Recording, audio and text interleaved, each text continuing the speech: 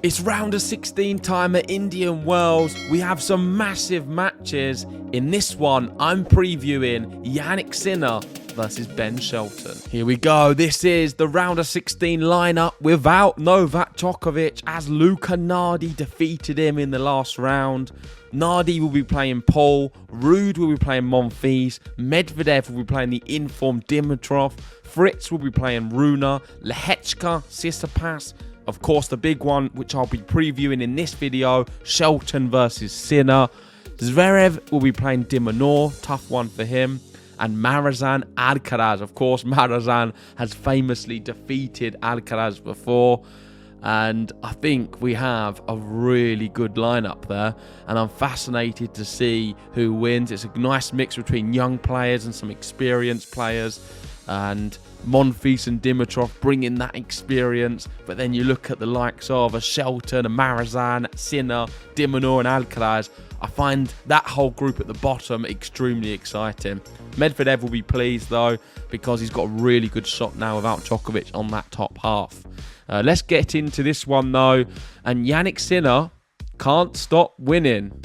He's just beaten Struff 6-3, 6-4 at Indian Wells. And he keeps rolling along, destroying everything in his path. 17-match win streak, undefeated in 2024. 34 wins and 2 losses since the US Open. And he's 10 wins and 1 loss against the top 5 since Wimbledon. Invincibility has a face, and it's Jannik Sinner. Before we look at his very peculiar face in this photo, let's go up to here, because the 2 losses since the US Open have been against Novak Djokovic and in fact Ben Shelton, and that adds a very interesting dynamic to this match, because he's a player who he has lost to. He's also a player who he's playing in America, who we know plays his best tennis in the US. He's got the best serve on tour, and he is dangerous. He's fearless. And if anyone is going to upset the apple cart, a bit like an Ostapenko on the women's, you'd think Ben Shelton has all of the skill set and ability to do that. But still, this is a different Jannik Sinner, and he's getting better and better, I feel. He's not played him in 2024. They last played in 2023. And I think this level of him is completely different altogether. But, of course, anything can happen in tennis. Looking at this one, it's great for Italy. Sinner has passed Panatta as the Italian man with the longest win streak in history. He has 17 wins. So he's rewriting the history books. If he can win Indian Wells, all he's going to do is extend that record of winning matches. And will probably pass Rafael Nadal's 20 wins, which he had a few years ago at the start of the season. I think it was 2022 when he won the Australian Open and then had them 20 wins in a row. Sinner is approaching that kind of territory at the moment. After the match, Sinner had a lot to say, and he says the winning feeling is only temporary, but the company you have is forever. I have my dad here cooking, and that's priceless. And I thought, if you know anyone who's Italian, you know how much they love their food. And for him, maybe him having his dad there cooking home-cooked meals helps him bring out his best tennis. It wouldn't surprise me, knowing Italians well, that they do rely heavily on the best food to keep themselves happy. I mean, if it's rainy or wet or cold, that's something that upsets them. If there's bad food, that's another thing. And I feel like in Indian Wells, in California, with the sun shining and home-cooked food, that combination for Jannik Sinner is deadly. The people around you are everything you have. To have great company throughout your career, at the end of the day, that's what you take home forever. That's what I say. I won some titles, but the winning is only a moment. You live it in a moment. It's not with you forever. The company you have is much more important. I love the company. I have my dad here cooking, which is priceless. That's what it's all about. And obviously, he's got a great relationship with his dad. I think his dad, by the looks of it, is a chef. I didn't even realise that.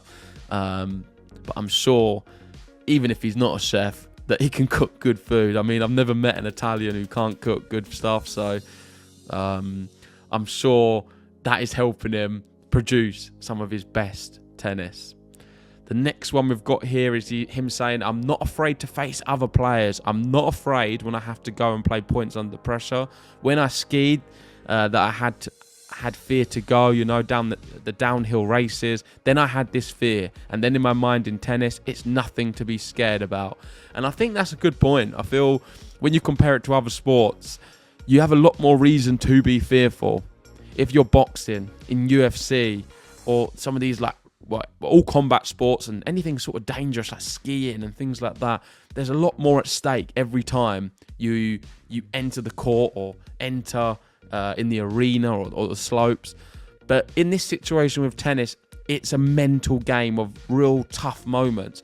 If you can conquer your mind, then it's just down to the physical element. And physically, he has some of the best shots I've ever seen. There isn't a weakness. All of his statistics of shot quality have a 9 or above rating. And there's no weakness. You can't go to the backhand and exploit that because he finds winners off there. His hands at the net, fantastic. Brilliant serve. The forehand, probably his best shot, especially on the run. So there isn't a weakness with him. So as long as he's got his mind all there together, then I don't think many players can beat him. And probably from doing all the skiing, it's made him mentally a little bit more resilient than other players. We know Djokovic has a background in skiing as well. This last one is the head-to-head. So they've played twice. Sinner beat him in Vienna, and I believe the score was 7-6, 7-5, so very close. And then Ben Shelton beat him in Shanghai in the Masters. This was, I think, October time last year. And it was a little bit closer, 2-6, 6-3, 7-6. Very close. I mean, both of them were close, but the second one did go to 3 sets. Shelton won that occasion. What's going to happen here? I think we're going to see a really good one. I think we'll see close sets again, and which is obviously very rare with Jannik Sinner at the moment. But this time, Ben Shelton won't be able to beat him. And my prediction is we are going to get Jannik Sinner winning the match. We'll put this photo up for it. In straight sets. I'm going to go for a tie break and a 4 for Jannik Sinner. So tie break and a 4. Jannik Sinner, the Italian, can keep dreaming on. And maybe Luca Nardi might join him and beat Tommy Paul as well. But there we go. That's my thoughts on the match. Let me know, who do you think's going to win? And please join us for the live watch along of Jannik Sinner versus Ben Shelton. See you there.